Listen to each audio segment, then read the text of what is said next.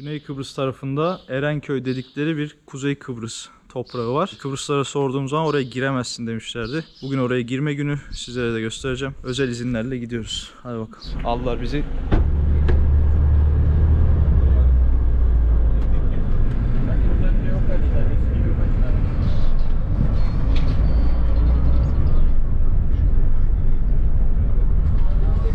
Burası 1571 Osmanlı'nın adaya geldiği tarih, orman anısına buraya bir tabela dikmişler.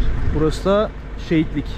Erenköy şehitliğinde 1958-1974 yıllar arasında verilen 27 şehidimizin 13'ünün mezarı burada bulunmaktadır. Solumda görmüş olduğunuz duvarda verilen 13 şehidimizin resimleri ve isimleri, hemen altında ise mezarı burada bulunmayan 14 şehidimizin isim listesi yer almaktadır. Mezarı burada bulunmayan şehitlerimizin mezarları anavatan Türkiye ve adanın çeşitli yerlerine defnedilmiş olup bazıları ise kayıp ve denizde kayıptır. Şehitlerimizin isimlerini yaşatmak maksadıyla vadilere, tepelere, yatma yerlerine ve nöbet yerlerine isimleri verilmiştir. Erenköy şehitliği 8 Ağustos 2009 tarihinde restore edilerek ziyarete açılmıştır. Arz ederim.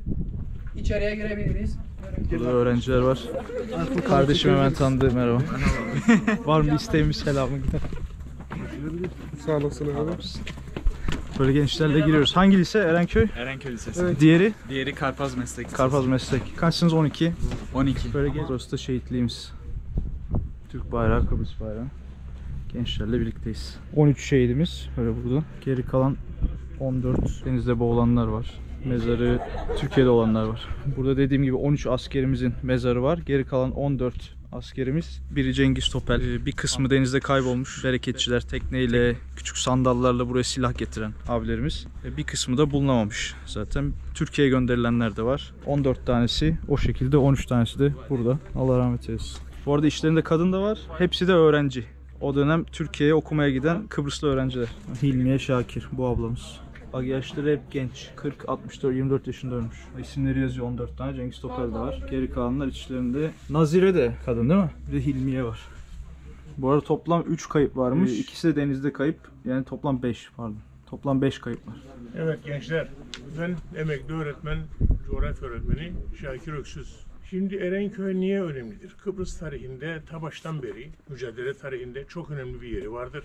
İlk silah taşımacılığı, Türkiye'nin anavatanından buraya silah gelişi 1957'lerde, 56-57'lerde birkaç cesur köylü buradan kırık dökük sandallarla Türkiye'ye gidip Bereketçiler ismi altında ilk oradan silah getiren insanlardı bunlar Erenköy'e. Ancak Erenköy esas bütün Kıbrıs'a ne zaman duyulmaya başladı? Kıbrıs'ta hepsinizin bildiği 21 Aralık Kanlı Noel diye bildiğimiz olaylar, Rumların Türklere saldırması olayı. O zaman yıl 1963 21 Aralık dedik. Ben Türkiye'de öğrenciyim üniversitede ve benim gibi birçok arkadaş. Ve biz tabii öğrenciler olarak her gün artık okulu bıraktık 21 Aralık olaylarından sonra. Ocak 64'te geldik gördük burası perişan. Savaş yedik, biz zılgıç yedik. Niye geldin? Bizim esas adama ihtiyacımız yok, silaha ihtiyacımız var, cephaneye ihtiyacımız var. Bir 15 gün aradan sonra döndüm geriye. Orada biz her gün Ankara'da mitingler düzenleriz. Türk ordusu Kıbrıs'a, Türk ordusu Kıbrıs'a. O günün şartlarıyla ordu gönderilemez dediler bize. Başka türlü çağırmaya başladık. Bizi eğitin, bizi gönderin. Ve en nihayet tabii orada organize oldu. Harp Dairesi'nin aracılığıyla 550 kişi, tabii bunlar hep birlikte değil, gruplar halinde 50 kişilik, 40 kişilik, 60 kişilik önce bir kırık dökük yine gemiyle göndermeye kalktılar. Batma tehlikesi geçirdi o gemi. Ondan sonra hücum botla, tabii geri döndü, tekrar hücum botla buraya öğrencilerin gelmesi başladı bu şekilde. Ama dediğim gibi çok büyük mücadeleler vererek yani o imkanı sağladık. Tamamen gönüllü. Bizi orada zorla git falan filan diyen yok. Sıcak yurt odasında bıraktık ve geldik. O zaman işte ben 19 yaşında, 20 yaşında, 20-22 yaşında arkadaşlar hep böyle. Bir grup İngiltere'den yaklaşık 50-60 civarında İngiltere'den. Diğerleri İstanbul, Ankara. Zaten o zaman şimdi yüzlerce üniversite var. Türkiye'de biliyorsunuz 100'ün üstünde var. O zaman 3 üniversite vardı. Ankara, İstanbul ve İzmir.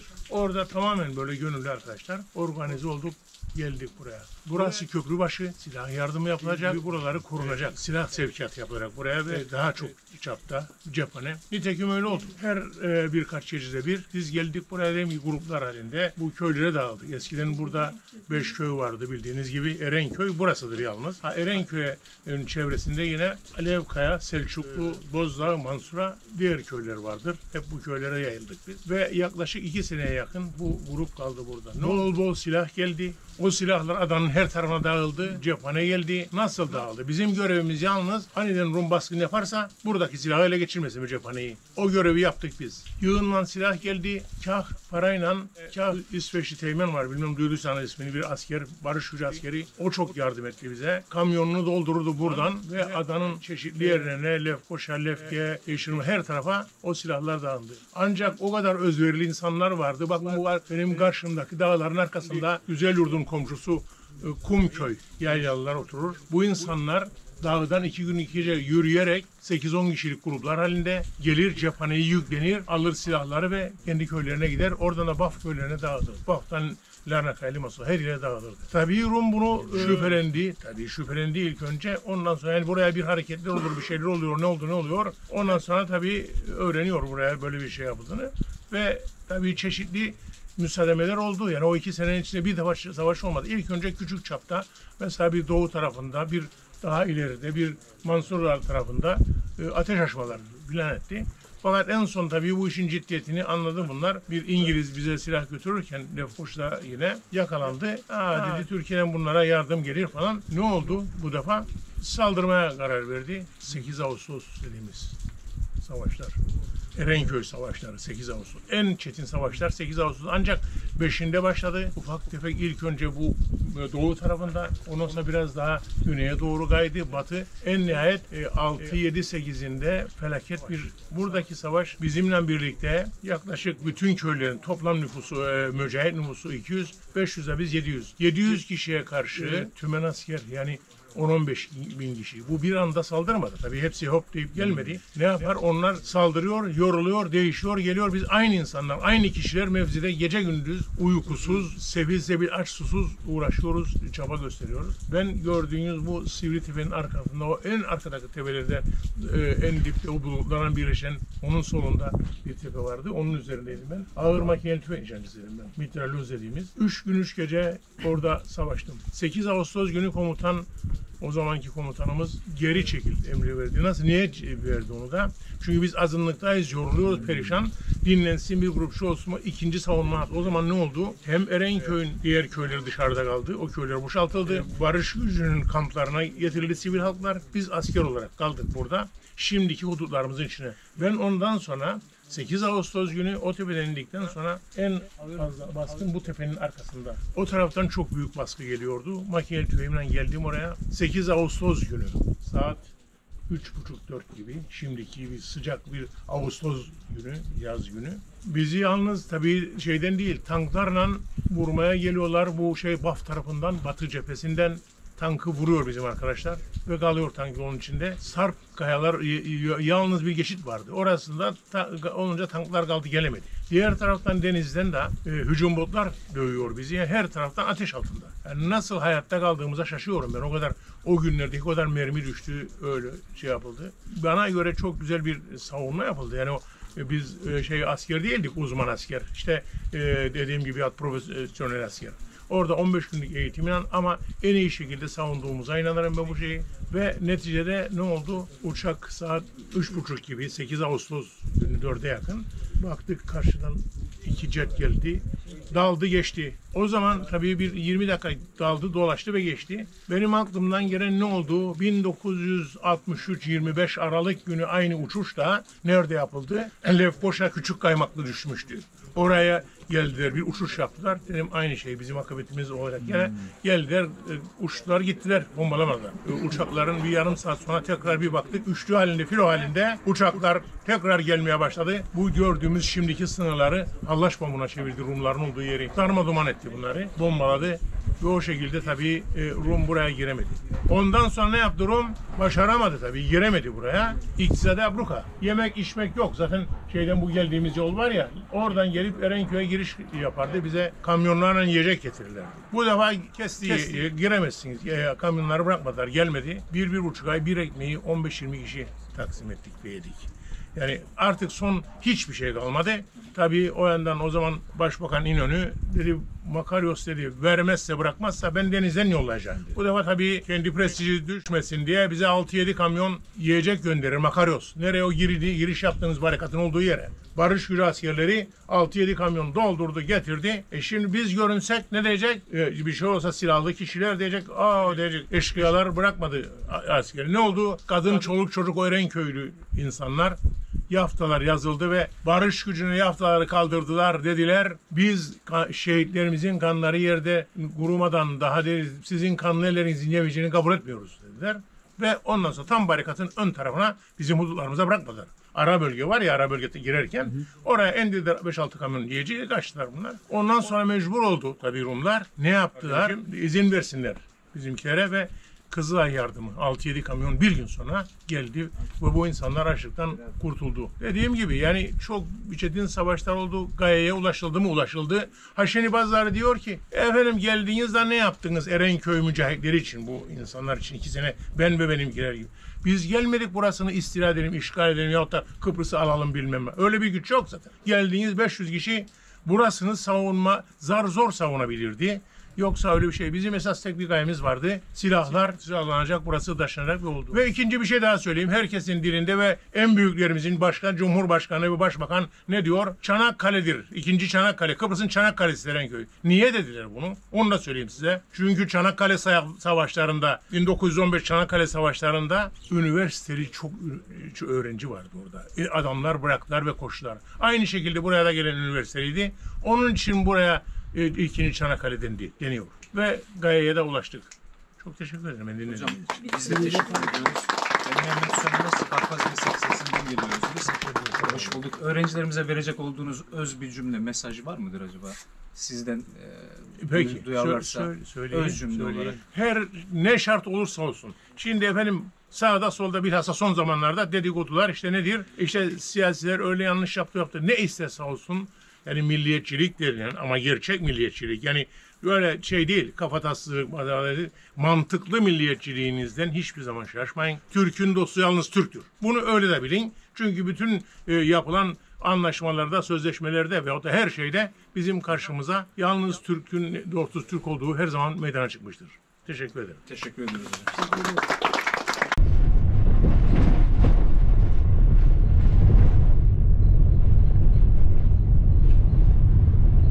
Bayağı eskiden köydü değil mi abi? Bura boşaltıldı yani. Evet. Vay be.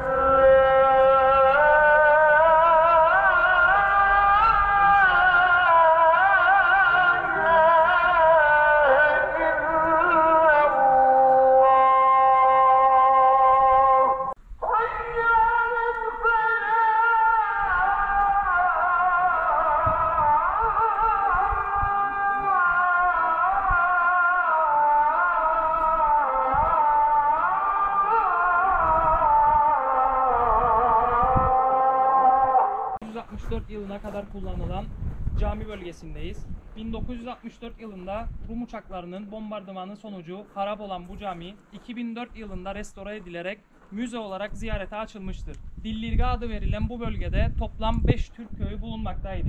Erenköy, Selçuklu, Bozdağ, Alevkaya ve Mansura. 21 Aralık 1963'te başlayan bölgedeki Türk varlığını sona erdirmek maksadıyla Grivas komutasındaki 10.000 kişi kuvvet karadan ve denizden Erenköy'ü abluk altına almış, 700 kadar Türk mücahit dimdik ayakta durmuş ve direnmiştir.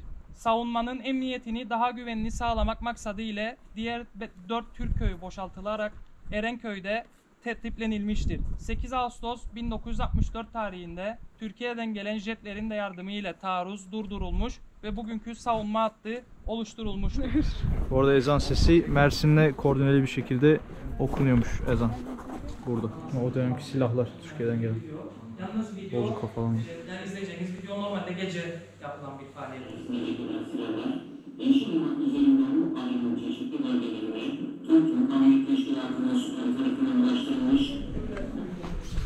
Orada dışarıda şey vardı. Bir tane köy var. Hı hı. O köyün Erenköy'e burada 2 tane giriş kapısı var aslında. Mansura'dan gelen, sizin geldiğiniz şimdiki. Bir daha sağ tarafta Paşayanlı köyünden gelen. Paşayanlı'yı Erenköy'e bağlayan ince bir köprü var. Tam o köprünün orada 3 tane zırhlı Tugay'ından tank geliyor. Geldiklerinde en öndeki tankı o roket atar, içeride gördüğümüz roket atar vuruyor. Ve köprünün üstünde kaldığı için Erenköy'e tankçı birliğinin tankların girmesi duruyor. Bu havanı şeye kuruldu. Aşağıda havan mevzisi vardı. 3 tane hücum bot bu Erenköy'deki tüm şeyleri darıyor, mevzileri darıyor. O 60'lık havandan 3 tanzim ateşinden sonra 4. de vuruyor ve etkisiz hale getiriyor. Diğerini de zaten o kaçarken batırıyorlar. Diğeri de gemi konağına doğru kaçarken Şehit Yüzbaşı Cengiz Topel'in uçağı bizzat vuruyor kendini. O havan burada. Batıran havan da burada. İçeride. 2 tane botu uçaktan vurmak için bir tepeden dalış yapıyor. Çünkü 2 tane sivil İki tane sivil sivil var. geminin ortasına Arasında. korunsun diye. O gemiyi vurması için yukarıdan dikine çarpması gerekiyor. Bombalamasını yapıyor. Fakat kaçarken kendisi de yapmış olduğu bombalama etkileniyor uçağa ve paraşütten atlamak zorunda kalıyor uçaktan. Atladığı zaman Rumlar esir düşüyor.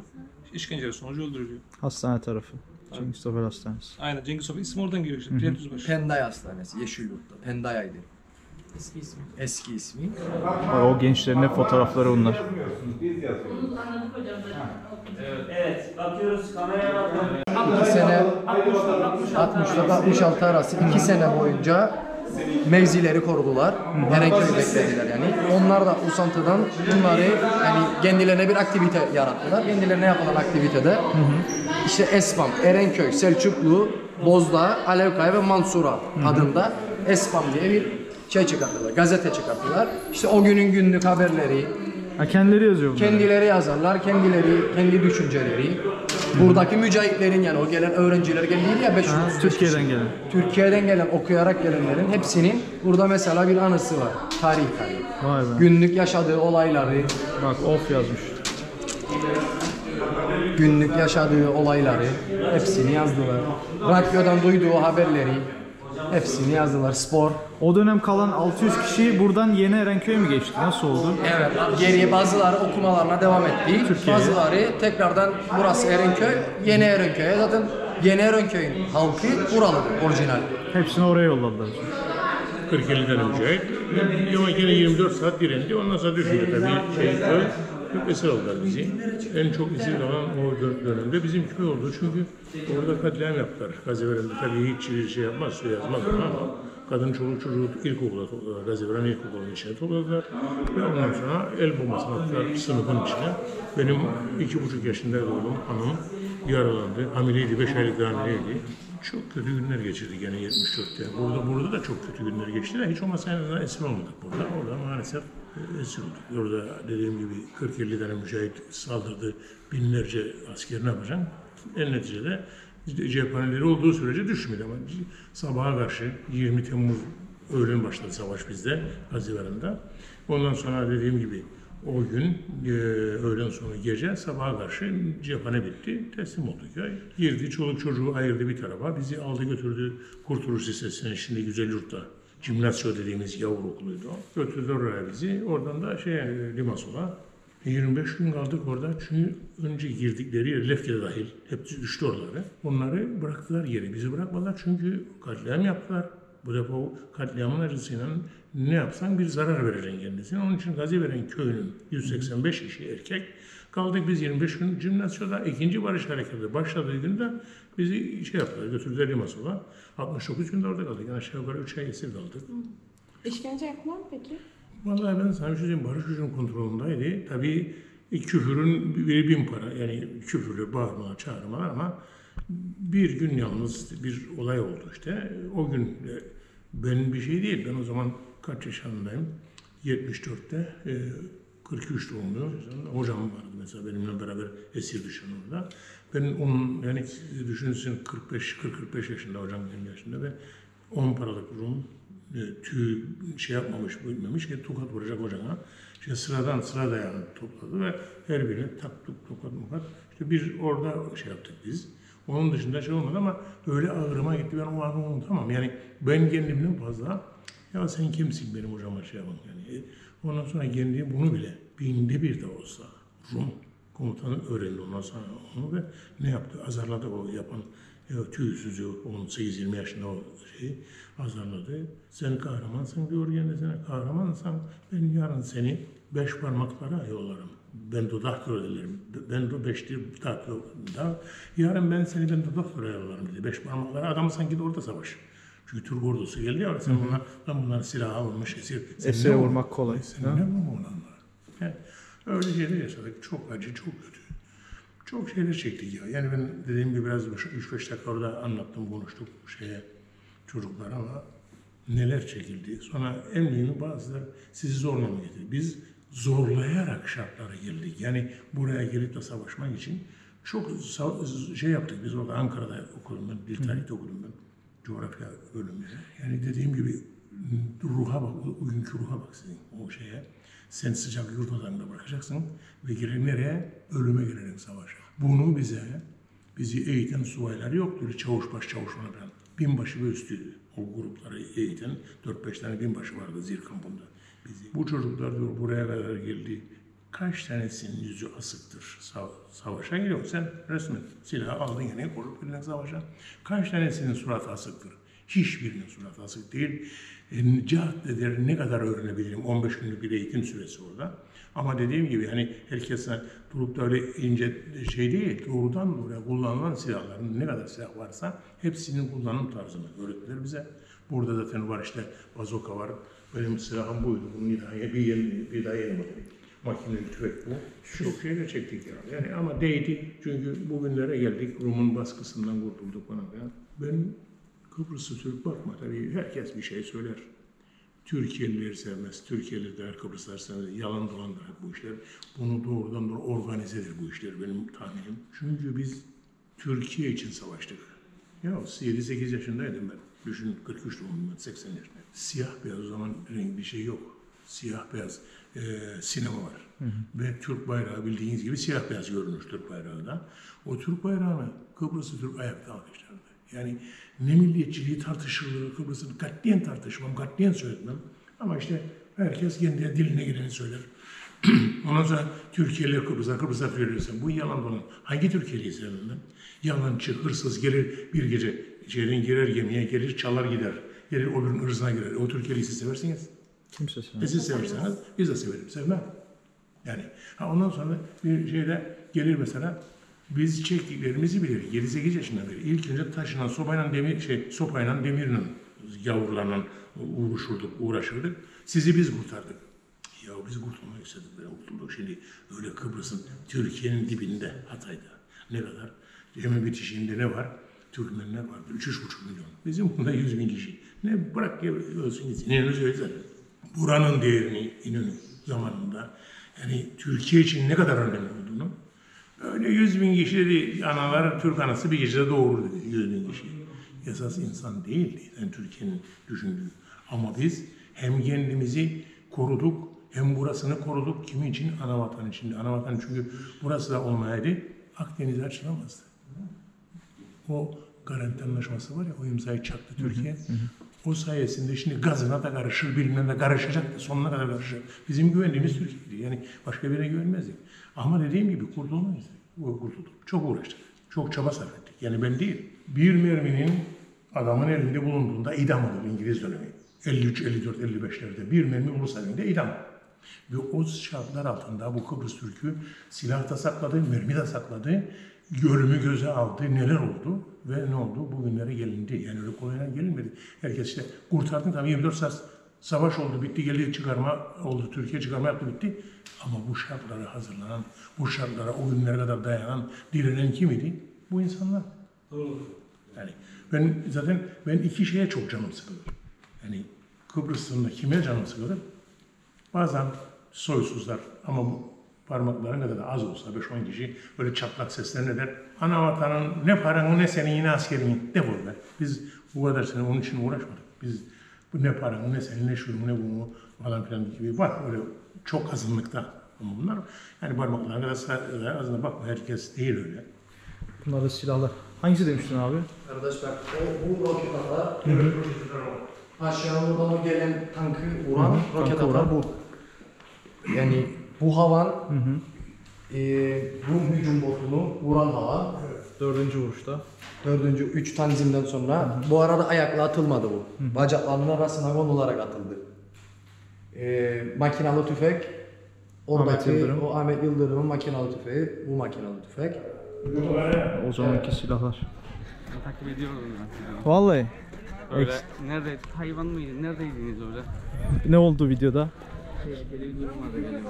Tehlikeliyse Vietnam olabilir. Kamp. Şu anda okul binası bölgesindeyiz. Bu bina 1936 yılında Erenköy halkı tarafından ibadethane ve okul ihtiyacını karşılamak maksadıyla inşa edildi. Binanın kuzey cephesi ibadethane, güney cephesi ise okul olarak kullanılmaktaydı. Erenköy halkı eğitim öğrenimini burada sağlıyordu. 8 Ağustos 1964 günü 2 Yunan jetinin bombardımanı sonucu bu hale gelmiştir. Restorasyonu Vakıflar İdaresi tarafından en kısa sürede tamamlanıp ziyarete açılacaktır. 1964 Erenköy mağaralarında mücahidin muhabere yani iletişim ihtiyacını karşıladığı tesis mağarasındayız. Erenköy mağaralarında Anavatan Türkiye ile olan iletişim buradan sağlanıyordu. Ayrıca Lefke, Yayla, Poli, Yeşilırmak ve Ankara ile olan iletişim de buradan sağlanıyordu. Tesis iletişimi GRC9 cihazıyla Morse alfabesiyle şifrelenerek 24 saat esasına uygun olarak yapılmaktaydı. Toplam 8 personel çalışıyordu. Bunların 4'ü tesisci, 4'ü ise santralciydi. İki kısımdan oluşur. Birinci kısımda tesislerin bulunduğu ve personelin hayatını idame ettirdiği kısım. İkinci kısım el yapımı, dizel jeneratörün bulunduğu kısımdır. Beraber bakabiliriz içeriye. Bakalım.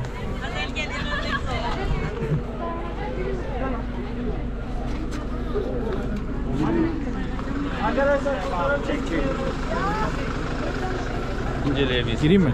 Tabii. Bak telsiz haberleşmenin yapıldığı mağara burası. Antik mağara dedi abimiz. O dönemki fotoğraflar.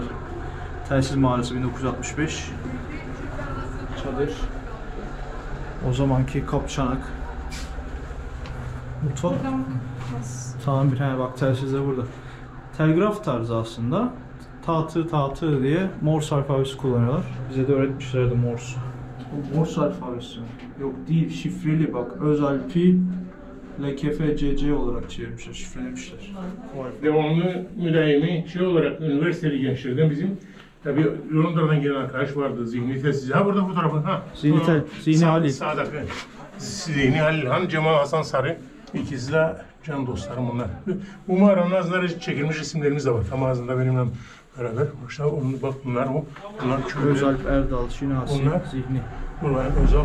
Ha. Zihni sağda, Zihni.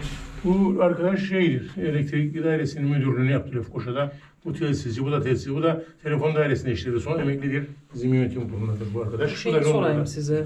Mücahidelerden oluşurdu bütün. Biz kaçacağımız onları yetiştirdiler ve biz ayrılırken mücadele ediyorduk. 1966'dan sonra yani. Evet, 66'dan sonra mücahideler bakardı buraya. Gene sizin Doğu Akdeniz Üniversitesi'nin Mavza'da onun rektörlüğünü uzun süre yaptı. Özay Oral, o da buradaydı. Tabii o nasıl diyeyim, idareciydi bu alamcığın. Ama esas görev yapan burada telsizci, baş telsizci Cemal, Özal ve Zihni. O üçüydü bu tesisleri yapan. 3-4 tane tesis vardı burada. O dönem elektrik üreten pancar motorunun bulunduğu. Pancar motoru. Evet, pancar motoru elektrik üretirdi. Hı hı. Enerji oradan sağlanırdı. El yapımı bir motordu. İçerideki bakabilirsiniz isterseniz. Abi.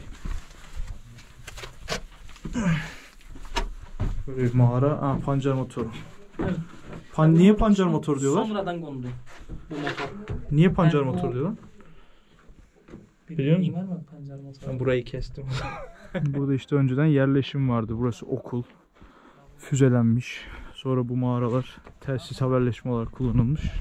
Biz de ambulansla geziyoruz. İçine bakın zaten o zaman yani Varmış bir oturma şey. yerleri gibi şeyler. O zamanın mağaraları bir sürü. Bu da bir diğer mağara.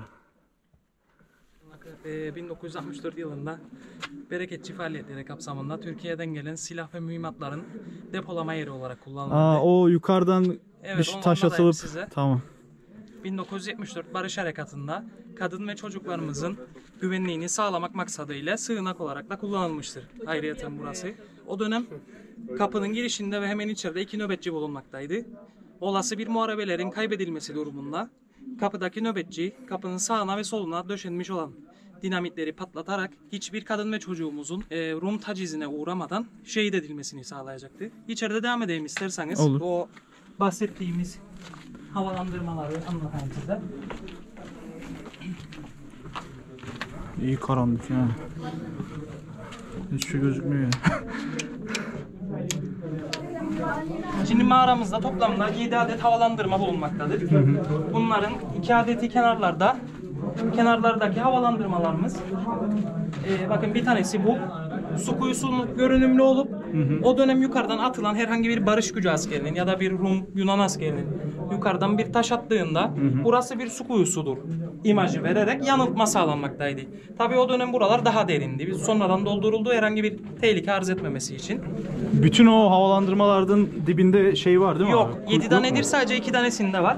Diğer havalandırmalar normal, sadece bakın mesela burada var bir tane. Bu yol gibi havalandırma. Tabii. Ha, Bir burası diğer ileri. su kuyusu görünümlü havalandırmamız budur.